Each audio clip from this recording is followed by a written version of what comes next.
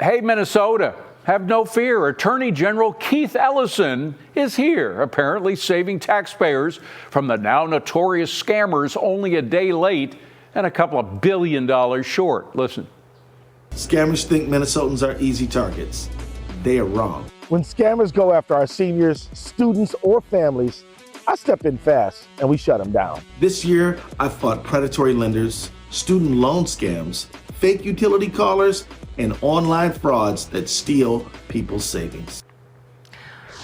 You know, the self-dubbed savior may want to talk to the state's mayors because nearly 100 of them have penned a scathing letter to Minnesota leadership flagging that, quote, fraud, unchecked spending, and inconsistent fiscal management in St. Paul have trickled down to our cities, reducing our capacity to plan responsibly. Joining us now is National Review Editor-in-Chief Rich Lowry and podcast host Ben Ferguson. Gentlemen, great to see you. Rich, this is just dripping. It's not ironic. It's just fraud. The fraud continues. His fraud, Ellison's fraud, and the governor's fraud is that they were actually complicit in the fraud that went on. Ellison was caught on tape dealing with some of the fraudsters and then later got campaign funds from them. I mean, it's just the governor himself was berating whistleblowers who were warning him about the fraud going on for years, literally for years, and he didn't listen. I mean, that's the fraud here. Oh, absolutely. This is so galling on so many levels. Estimated number now up to $9 billion. That's almost the entire annual GDP of Somalia. You had fraud tourists knowing that Minnesota was an easy mark. So if you wanted to fraud the taxpayer, you went there to take advantage of the opportunity. And this is a classic, David. You know, we're old enough to be old Tom Wolfe fans, but he wrote a book called Mau-Mauing the Flag Catchers, and that was a idiosyncratic way to say Mau-Mauing was using racial politics to get what you wanted from City Hall and from city officials. And that's part of what happened here, because when the initial suspicions arose, you had these organizations saying, well, you better not ask questions about us because we're minorities and that's wrong and racist and we'll sue you and we'll smear you in the press. And it apparently did work for some time to keep this scam going. Thank goodness it's now been stopped, but it's the work of heroic federal prosecutors out there, not the state officials. But Ben, you know, I just want to highlight, you know, going back to this fraud, which was just so terrible. It's been called the worst fraud related to COVID in the country. The funds were actually meant to feed children, help adults who were recovering addicts, help disabled adults just get by and live day to day, and yet it became a target for fraud. And as if having the federal prosecutors discover this, uncover it, hold folks accountable, it's not enough. Apparently the mayors in the state now don't have enough faith in their own state leaders that they are additionally pleading in that letter today, please take this seriously in St. Paul, in their state capital. Yeah, look, I think what you're seeing from this governor is he's actually in on it. I think he knew the fraud was going on.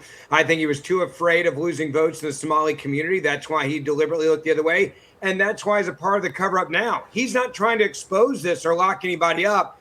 That's why he put out this ignorant tweet. It said, quote, scammers thought Minnesotans were easy targets.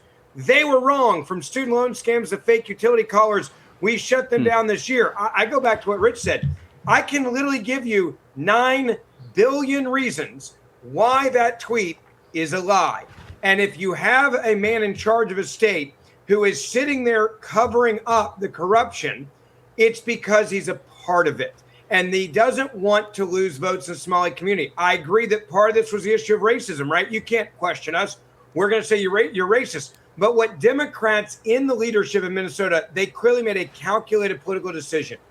We do not want the money to stop going, even if it's going to terrorist organizations overseas, because we can't lose the entire Somali community vote. It's too big. It's too important for us on Election Day. It is too powerful. Yeah. So what you're witnessing now is the bigger part of the cover-up. What did they know? When did they know it? And how much were they actually in on it? That's the question I want to answer. And it's happening all over America. I mean, we don't want to just focus on Minnesota. We had, Rich, I had somebody on, I did Kudlow today. I had an assemblyman saying it was happening in New York as well with even more money. So, I mean, this is a scandal that's going to gain legs and move in virtually every corner of the United States. But meanwhile, speaking of New York, Zohran Mamdani, our Marxist mayor here, is apparently going to be sworn in by Letitia James and Bernie Sanders. I mean, if in fact what you and I think is going to happen, he's going to run out of money, as all socialists do. The whole house of cards collapses. You're going to see those pictures all over America, and it's going to doom any socialist who wants public office in this country again. Yeah, apparently his ambition here is to be sworn in by some of the worst, most ridiculous politicians in America. Where's AOC? Where's Ilhan Omar? Where's Jasmine Crockett? Why aren't they getting in on this too? But look, I'm with you, David. He's either going to fail to enact his agenda, and New York will dodge a bullet, or he'll succeed in enacting his agenda, and it's going to be very bad for New York City, and he'll fail that way.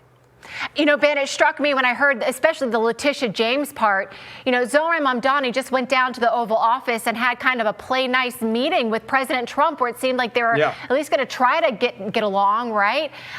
For the sake of New York, maybe, for nothing else. And now he's going to get sworn in by Letitia James, who did everything in her power to go after President Trump. What is that kind of forecast for what New York City will be like under Mamdani? Look, I think it's forecasting two things. One, we're coming after anyone that we don't like, and we're going to use the law and do it politically. That's why James is up here with me. If we don't like you, you are not welcome here in New York. This is what socialists, communists, and Marxists do. And this is a cautionary tale. You only need 50 plus 1% to win an election.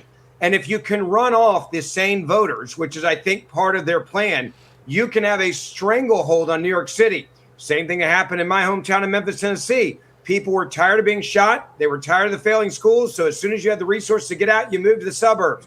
Same thing happened in Chicago, Baltimore, Detroit. And I think that's what they're going to try to do here in New York City. That's why the president wanted to meet with him. And so, unfortunately, socialism's coming to New York City, and I'm not sure you're ever going to get rid of it. Well, they can't print money. And when the garbage strikes begin, I've been here before when that happens, that it doesn't last that long before there's a change in government. Remember, even liberals voted for Mayor Giuliani when they saw the way his policies actually work compared to the predecessors. So I think things will change. It's just going to be a bad period. I hope you're right. Through. Rich Lowry, Ben Ferguson, good to see you both. Thank you. Merry Christmas. Merry Christmas, guys.